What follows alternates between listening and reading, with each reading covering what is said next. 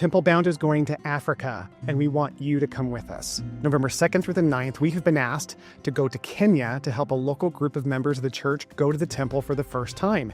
And not only are we looking to help them get to the temple, but we're helping raise money for medical supplies, food, and even some shelter for a local orphanage. So if you'd like to join us, here's how you can do that. Number one, follow us on social media. If you'd like to be a part of it remotely, you can check us out on a daily basis. We're doing podcast episodes while we're over there. Secondly, you can donate. We're going to have a GoFundMe link in the show notes of these episodes over the next 2 months. Or you can literally come with us. We have a limited number of seats, and we'd love for you to come join us in this effort of sharing this great good with members of the church overseas. So if you'd like to learn more, please reach out, and we'd love to have you.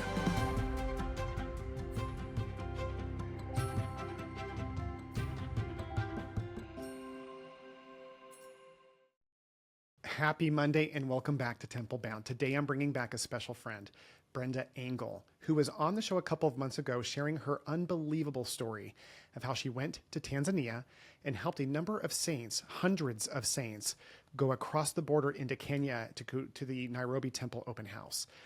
She's gone back. She went back just last month to take a number of saints to go do baptisms for the dead, as well as receive their endowments. This is such a neat story because the first time was just getting people exposed to the temple. Now she's helping members of the church go through for their first time. And this is a story you don't want to miss because it's going to inspire a new perspective of the temple that you didn't have before. You hear Brenda talk about what it's like for members of the church to go knowing how hard it is to go and not knowing when they'll ever come back.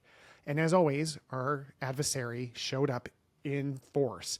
Passport issues, border delays, even highway accidents were put in place to make it hard for these saints to go, but they overcame and experienced multiple miracles that we're going to hear about in this episode. So Brenda was right there in the middle of it, helping coordinate all the transportation, the lodging, the meals, and we're so excited to share this with you. So this episode will touch your heart. Let's dive right in to our episode with Brenda Angle. Well, Brenda, welcome back to another episode of Temple Bound. I cannot wait to dive into your most recent African temple journey, but how are you doing, first of all? I'm doing great. Seriously, that energy, Yes. As soon as I saw you, I just got all excited, and we have such a special episode today. You were featured not once, but twice in the church news for the work that you're doing to help members of the Church of Jesus Christ of Latter-day Saints go to temples in Africa, specifically in Kenya. And for those of you who are listening who missed the episode that was released in June, please go check that out because that was a miraculous journey. And when you were going the second time here, this was in July? We all kind of thought it would be a lot easier, but it sounds like it did not go any easier. It was roadblocks. That's my theme for that. It's just there's going to be roadblocks when you go to the temple. There just are. So do we just plan on it or? Yeah, in your case, you're just realizing it's part of the journey, especially is. When you're doing something so big, like take 100, was it 100 people to the temple this time? Mm-hmm. And you guys did 327 ordinances. Yeah. So let's go through this article and talk about this journey. After your last journey, were you just despite how hard it was, because it was such a success, when did you decide you were going to go back and do this again? When we were on the trip with people, they're like, we have to go back now. And, we'd hear people say, I never thought it'd be possible to get my family sealed, or I never thought it'd be possible for me to get my own endowments. And so we wanted them to go back and get their temple recommends. Yeah. And let us know, and we wanted to take people back over. And they were excited. We knew we needed to do this. Because the first time was an open house trip. That's right. You were just taking people to see. Yes. And then this time it was to actually go in. Yes. Okay. This was the real deal, and it's what we're shooting for, right? Yes. Yeah. And so you decide you're going to go back. You plan this trip. You're thinking, just a review, you go to Tanzania to find members and have them cross over into Kenya to go to the Nairobi temple. Is that correct? That is their closest temple. Mm-hmm. All right. So just walk us through what happened.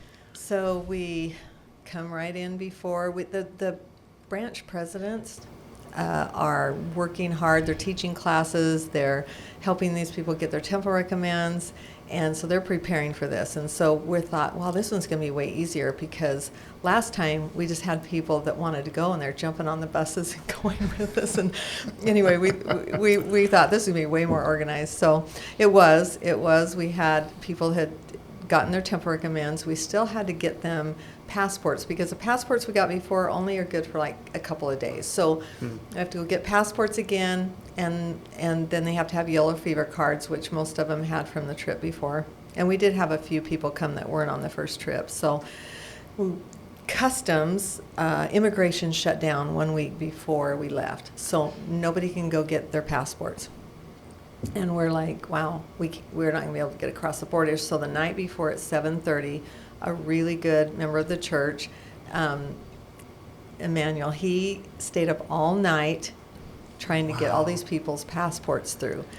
By the time we had to leave, he was short 13 of them, and he said, I'll just try and finish them up and send them to customs in Nairobi, which when we got there, they're like, I said, he's going to send it to you. And they're like, we don't have any way to get these. So It was a great idea, but we didn't get them all. But anyway, he stayed up all night, good man, and got these. And anyway, and we're talking dozens and dozens of passports. Like, he stayed up all night. It was all night. Because there was no capability of producing these passports, except it started being capable the night before you were going in. And you come over from the United States. They've been planning this trip.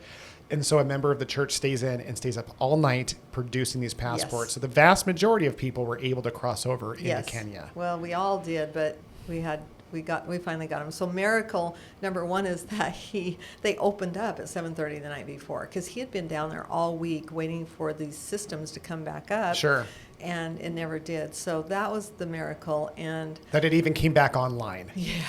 Yes, and so we didn't know all night long. Anyway, we got the people together, and we're still short some, so we meet in Moshi with a bus and load those people up. We go to Arusha again to pick up those people and go, and we know there's 13 of them that don't have passports, so we're at that point hoping they will send it to customs. But when we get to customs, they call me into the back office, and they're like, well, we can't get anything here. What are you going to do with these people? So on their wall, they say no bribery or no buying things off. But we know that happens. So I had my dear African friend, he kept throwing me out there. It's like, you being a white person is not good in here, so you go out and just whatever. So I left, and he negotiated. It took us 3 hours, and they finally let us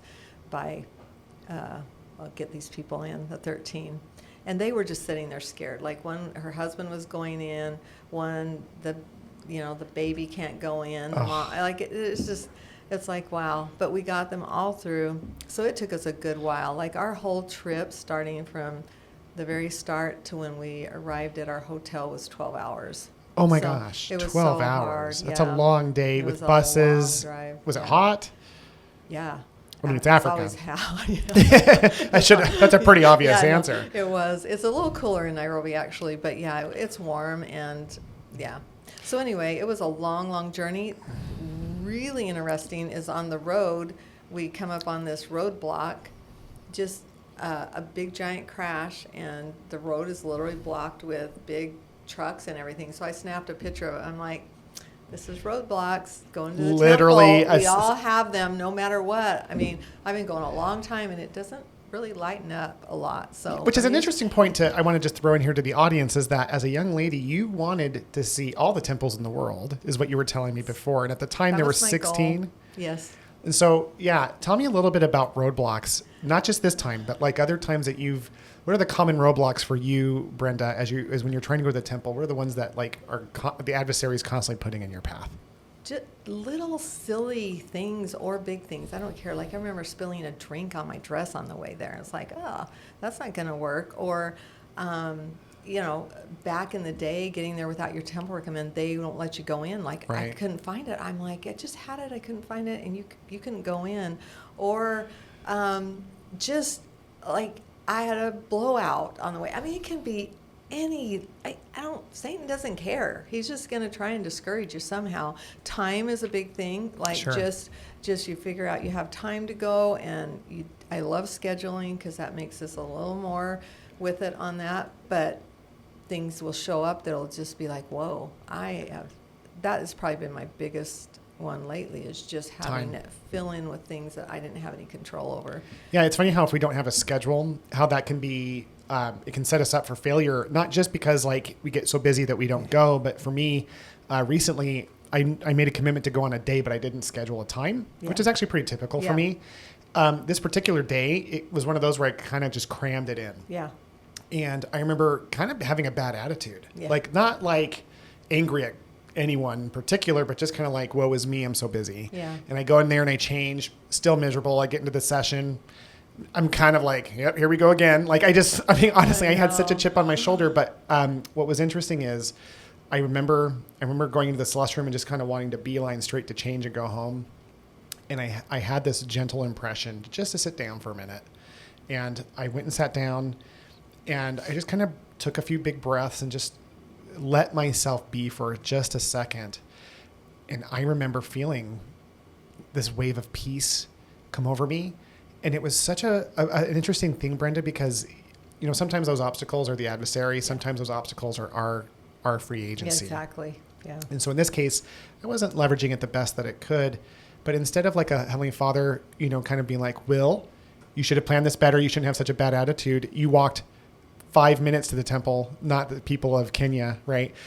You have been blessed with so much. You should never have a bad attitude. It was like a warm embrace from Father going, I know this is hard for you. Yeah. And I just remember going, wow, what a loving experience. So sometimes those roadblocks are our free agency, but not in Africa. No, yeah. In Africa, these are literal roadblocks. So that was the second roadblock. You come up across this accident. Yes. And then you guys, how long did that delay you, or what was the deal? It wasn't a really long delay. It was, they worked us around it pretty good. We sat there for a bit, though. Yeah. I can't remember if it was like a half hour or something, but we got through it, which was awesome. Then we were on our way again. But now, how many people in the group were going there for the first time? I would say that they hadn't gone to the open house. Yes. Well, no, I mean, this is their first time going into the temple. All of them. This was all of their first time to do an ordinance. Yeah. And were they going for baptisms, endowments, or a mix? Mix. And we had one family get sealed, which was amazing, wonderful, but they had to get their endowments first. And then lots of youth and, I would say young men that went to do baptism. So okay. We knew how many we had getting their endowments, but when we actually got to the temple to, I said, let's just separate them because I will take the people getting their endowments over to get their garments. And so I said, everybody getting your endowments, come with me. Okay, well, remember, they speak Swahili and I speak English. So I have my bus driver, who is not a member of the church, explaining to them what they're doing. So a non-member of the church is going, if you're coming for your endowments. What is an endowment, and what do they even know? And by the way, I did get on the different buses and teach them about the temple, asking any questions that they wanted to ask, but they didn't really know. You don't know what to ask until you've even been there. when you're raised in the church, you go for the first time, you don't really know. You're not really sure. So I'm trying to cover everything. I talk about endowments. I talk about baptism. But anyway, I have this big long line of people getting garments, and after a while, I'm like, you're only 14. I said, wait, show me your temple recommend, because they weren't checking the garment place, but he does now. But they're all new too. Anyway, and so they took my grandson actually went with me, Bryant, who just got home from his mission in Argentina. So he takes all the kids going to do baptisms, and a lot of adults, because they haven't been a member for a year, so they're doing baptisms. So the ones that had it all figured out went with him. I have this big group that we're giving out garments to them so that we can take them over, and then I send them over to the temple. Well, they get in the temple and they only had baptism recommends. Oh my goodness. So they don't even understand. They didn't understand. And so then I had to, get the garments back from them because they would wear them and they would probably we just can't do that, right? And so how did they take that? Because how did they view the garment? Like for them, what was that like for they were so excited just to get them. They would hold them to their chest, and then I have to take them away from them. You know, it was horrible. Like I'm just like, I'm so sorry, but you can have them again someday. So they cherished them, whether or not they were so excited. And even when they were leaving for the day, and their buses were pulling out, they would come out and just beg for them back. And I'm like, you'll get them. I'll say, come over here and help me translate and tell them that when they come back and get their endowments, then they can have garments. And that was just heartbreaking. But we got through that line. We got them into the temple in their different places, and they did all their...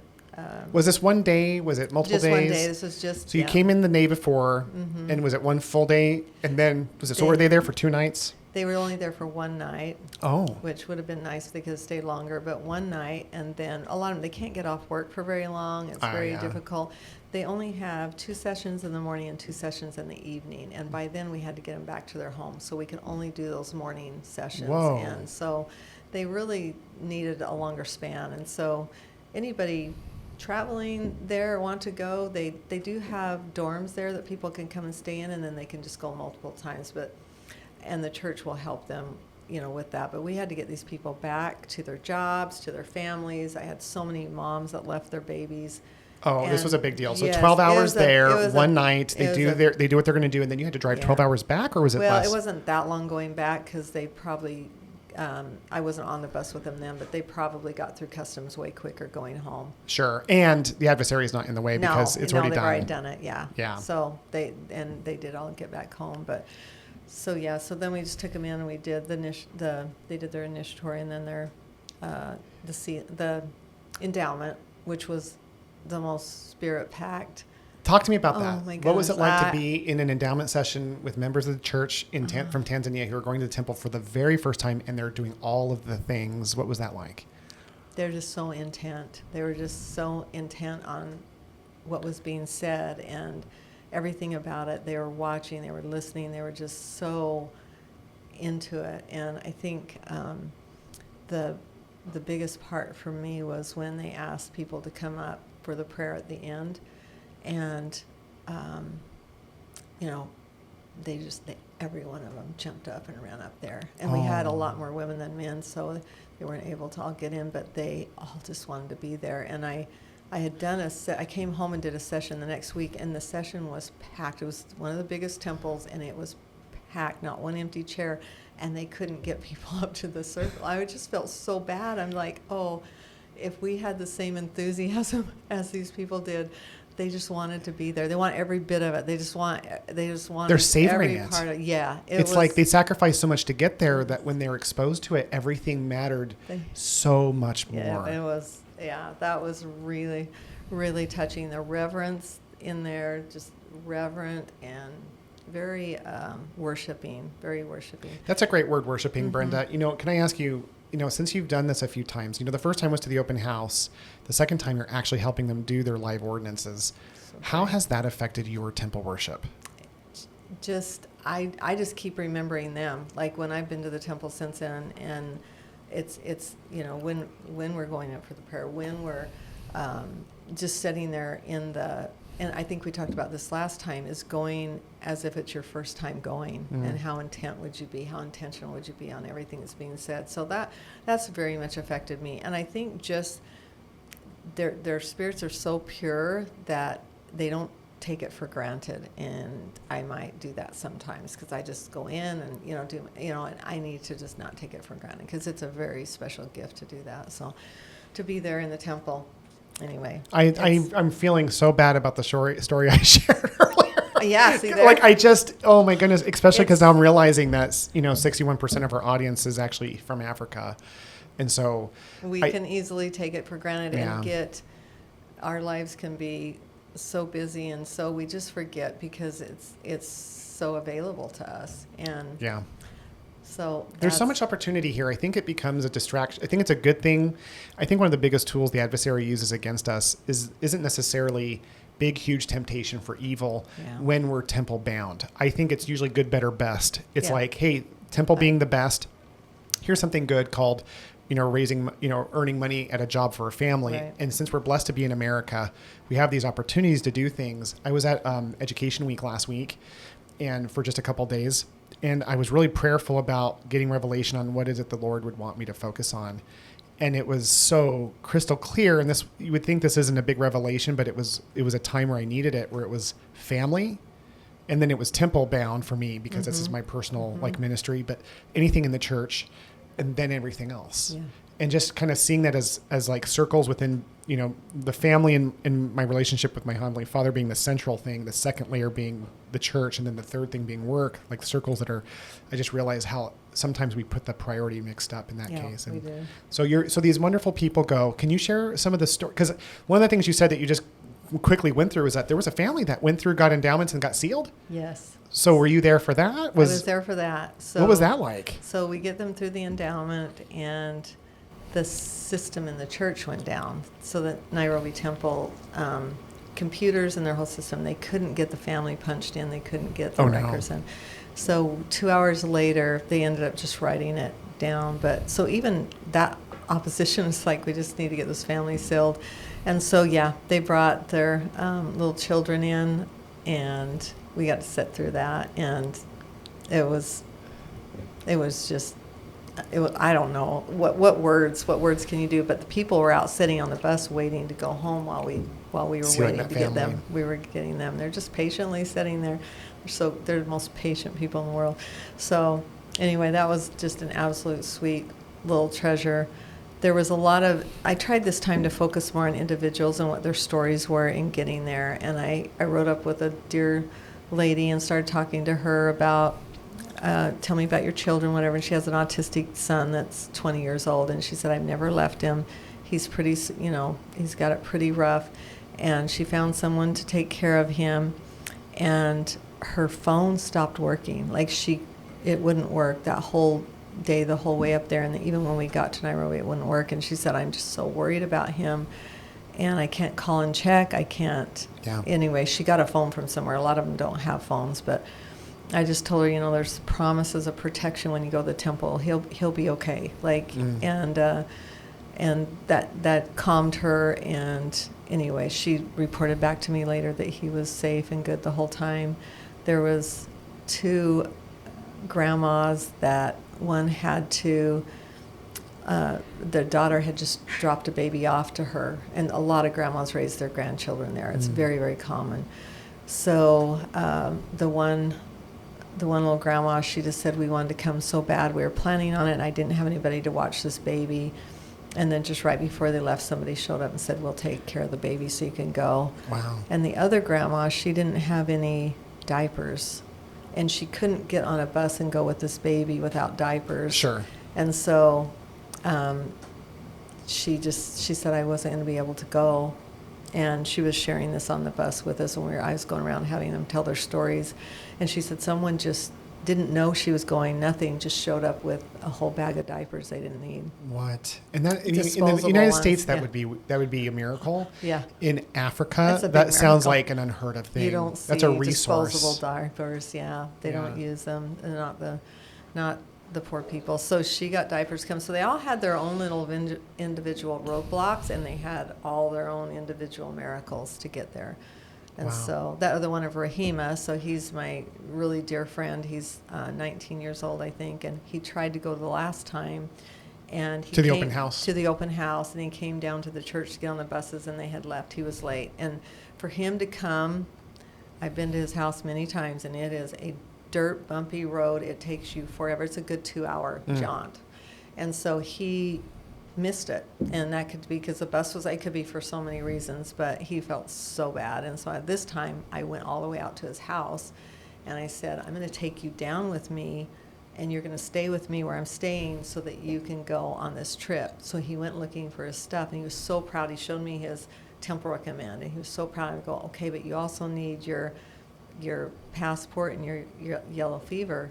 And they looked and couldn't find it. I said, I've got to get going, but if you do find it, you let me know. But I've got to go. So I left, and then we get a message later that night. I found it. So we picked him up on the side of the road. He crossed the border and everything? No, this is before the border. Oh, yeah, okay. just from his home. So his home's way out in the boondocks. So he comes down to the main highway. I see. And we picked him up. Yeah. Wow. So he was able to make it, and he missed the open house. He missed the open house. Oh man. He was thrilled. So he got to go do baptisms, and it'll stick in their heart forever.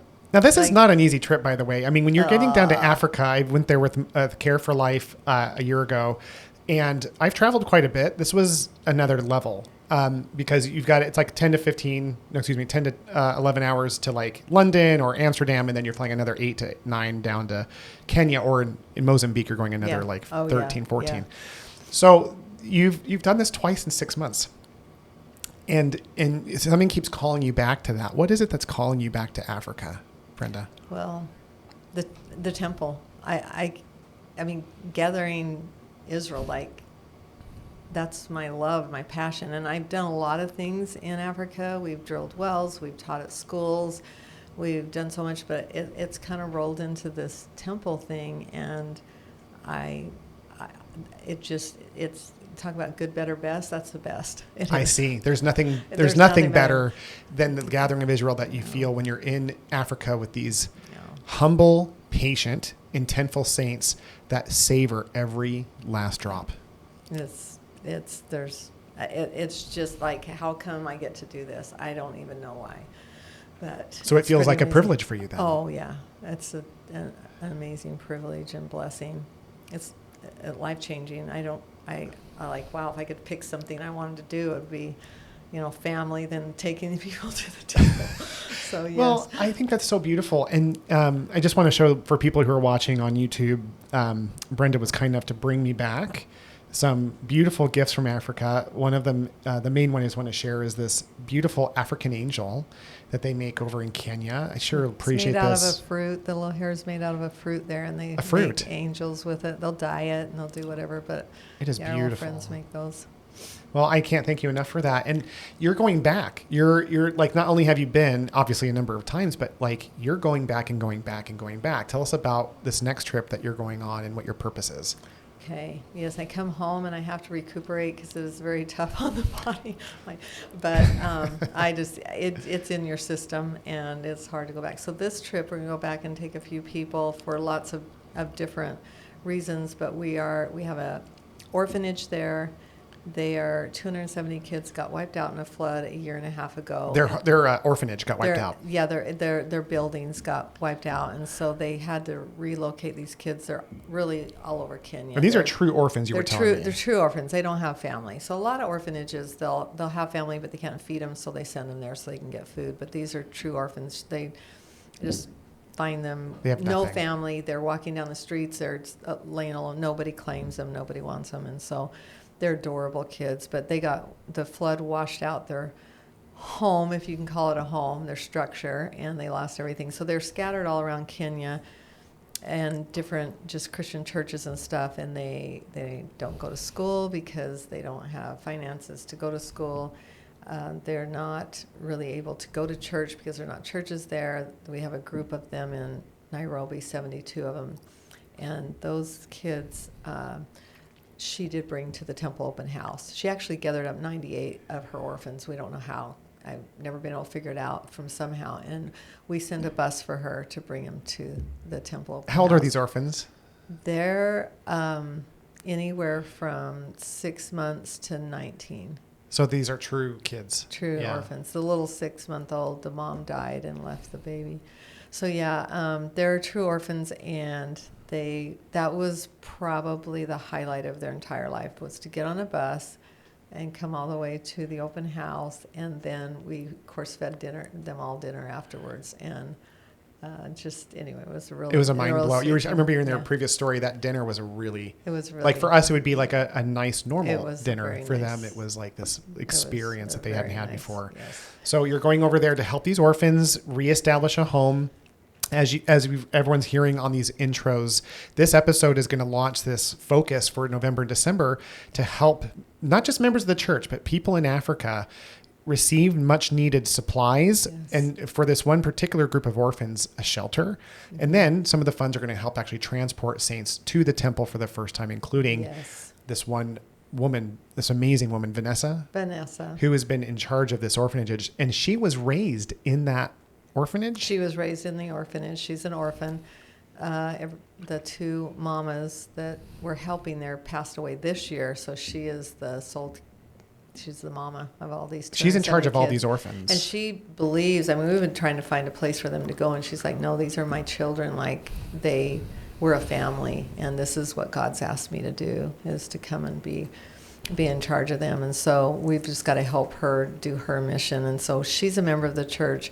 She's asked me to take her through to get her endowments, which we'll do on this trip. And then there's several of her older kids that just, their dream, she said this is their dream, is to be baptized in the church. And so we're hoping that we can get them to church enough that they'll allow them to get baptized. Because it's an hour. It's an hour from, drive. from wherever they are now. And where are they now? They're in Nairobi. It's like on. But is it a building that they're in? Like, how are these orphans even being housed with their orphanage being destroyed from the recent flood? So a lot of the kids are in churches. The churches are just letting them stay there, which it's probably getting a bit old because it's been a year and a half. And it's like crashing on a couch of another charity. So we've got to do that. These ones in Nairobi, we got them someone to let them stay in this home. Okay. And they really have to stay inside the home. They don't let them go out because none of the neighbors want orphans running in the neighborhood. So they mostly stay inside. And if you can imagine, maybe 1,700 square feet. I don't even know if it's that big, but there's 72 kids in there. Oh my God. 72 kids in a 1,700 square feet-ish. And they just sit there. And they are the sweetest, kindest, most well-behaved. I just gave them their first ice cream cone when I was there. What was that like? So you gave these kids their first ice cream cone ever. Yes. So we're at this grocery store, and I was trying to get her some supplies, some groceries and stuff that someone had donated. And I just said, Vanessa, have they ever had, I saw they had ice cream. I'm like, wow. And this is in Kenya, which they're a little more upbeat than Tanzania. And I said, they have ice cream here. I said, have you ever had that? She said, no. And they had cones. I'm like, we're going to go give all these 70 whatever kids cones. So they didn't even know what to do with them when we gave them. But the first time they took a lick, they knew what to do after that. They figured it out. The cutest thing. And when I left, I said, when I come back, we're going to do ice cream. They're like screaming. They were so excited about that. But that's just shows you they're just grateful and adorable children. But we want to get the gospel to them, which is quite an opportunity to say, here we have this mom who's LDS, and so you have to watch for her to be on your podcast. Yes, we are going to, Brenda's going to help us out because we're going to be going, as you guys know from the introductions, is that Temple Bound is going, and you guys are welcome to come with us to Kenya to join Brenda in this wonderful mission. So please donate. This is my call to action. There's no money making in Temple Bound. Anything you donate, 100% will go to helping establish this orphanage. There's going to be a GoFundMe link in the piece, but please come if you guys can. If you can come, and if you can't make it this first time, it sounds like there's going to be opportunities down the road, but this was special for me because I cannot wait to meet Vanessa, a young woman who grew up in an orphanage with nobody, and then turns around and becomes the mother of 70 plus orphans herself. 270, sorry. Yeah. And so she's over them. She's a member of the church. There are plenty of others that would join if they could just get to the hour away church, spend some time there, and then, of course, the temple. Yeah. So there's a huge opportunity. The only barrier in their case is money. That's right. That's right. It is. And maybe we need to tell the bishop that money's coming so they can get extra sacrament bread. So I'm like, can they fit this many kids in there? It's like, wow. But yeah, we're really working on that right now, trying to get them just to church. And so and she's teaching them the gospel at home. It's like she is trying to teach them. They know a lot of the primary songs and stuff. So she's been trying, but that's a lot of people, and that's only the ones there, not the ones in the country so much. So it's a big project, and to me that's gathering Israel, because I see all these potential missionaries there. I see all these potential moms and dads who can grow up with the gospel and have hope, and so that one's kind of gotten my heart. Yeah, I feel so inspired. For me, I think there's something even about being with you, Brenda, that makes everything, it puts it in perspective. It makes me so grateful, and I'm starting to get a little emotional, but that I've got the temple so close, that I was blessed to be in a country where I have an opportunity to do something for somebody else. And I think that these individuals who chose this path before they came to earth are there to help all of us. They're the leaders. The people in Africa, these wonderful men and women who are just patient and kind and giving, and they're the people that are there for us to be. We're not there to serve them. They're there to help us change grow. our lives. Yeah, and I can see them in heaven, getting their calls to earth and hoping that, wanting someone to teach them this gospel, and that for them to get to the temple, that's just got to be a desire deep down in there. They want to come and be that. So we can't measure the good that it'd do for even one person to go and have their lives changed by the temple. You just can't measure that. What will that do for the rest of their life and generations after them? So that's my whole shift in Africa. I've done lots of things, but that's been the highlight for sure. What is your vision, Brenda? Since you've been going so often and since you keep going, I get the sense that you're figuring it out as you go. And we've had some deeper discussions around what's going on behind the scenes, which we don't want to mention here necessarily. But what is your vision? Like, what would you ideally see, and what would you like to help create over in Africa as it pertains to Gathering Israel? Oh, just bigger scale of what's going on, and that as these people come and get their temple, make their temple covenants and go back into these communities, it will just launch all of it faster. Like, it will just take it and just push it farther. Like, if these young men come back from missions and they can now be leaders in the church, they need leadership. We need moms who understand things so that they can raise their children raise their children up to God. And so my vision of that is just to have this spread and become like we are here, except I want them to keep their patience, their just love of God. Like, it's like I just had the taxi driver take me to the temple, and I started talking to him about the gospel. He came in the visitor center with me,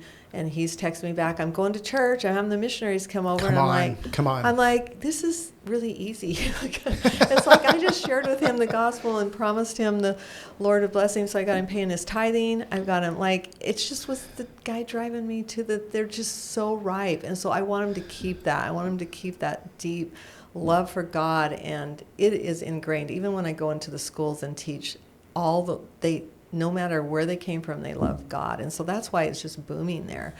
But so to go to the temple and put that on the top of it, we can't measure what that'll do. What a wonderful opportunity for us to have a hand in helping God create the spark. Yeah. The temples are now there. The anchors are set.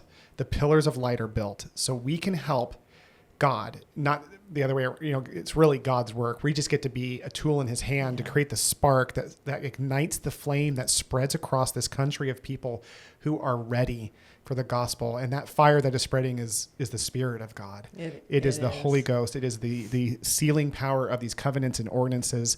And what we get by being a tool in a small way and being able to support this effort is perspective, light, knowledge, connection to our Heavenly Father. Brenda, I love this. I want to share from the church article, which I encourage everyone. It came out on August 18th, 2025 at 12 p.m. Mountain Standard for some reason. It gives you the exact time that it came out. But there's some beautiful pictures. I'll create a link in the notes of the show so that people can come look at these beautiful pictures of young men standing in front of the Christus outside of the temple, a young woman showing her temple recommend. The roadblock that Brenda mentioned is there. And all these different stories that we didn't get to today as they're there. But Elder Ulysses Suarez, who, by the way, I'll mispronounce his name horribly, even though I'm fluent in Spanish. He is, I've said this before on the show, but I've been dragging my feet to start Temple Bound. When I got the inspiration, we had the name. In his talk 2 years ago in April General Conference, he used the word Temple Bound Oh my as a goodness. verb. And that was God's way of saying, if you don't do this, I'll give it to somebody else. And that's when we started the show. He was the one who dedicated this temple in Kenya. And he said, "May thy abundant blessings found within these walls be poured out upon all those who shall enter herein, that they may feel the influence of thy sweet spirit and thy tender, loving mercies in all that they do within this holy house." The Latter-day Saints, like Jerome Valerian, who recently received his mission call, acknowledge those feelings while in that temple. Quote, "I wish I could just stay here," he said. So, Brenda, thank you so much for being on the show. This was such a great episode. We are obviously going to do another episode in Africa together. Yes, let's do it. And we'll have Vanessa and maybe you, listeners, as you guys are feeling the spirit. I would ask you to follow that impression, because it is such a gift to even be near it. And yeah, Brenda, thank you so much for being on the show. Thank you. It's great. Thanks again for listening to today's episode of Temple Bound. If you enjoyed today's show, make sure to join us over on Instagram at Temple Bound Podcast to receive additional information as well as previews of our upcoming episodes. See you over there.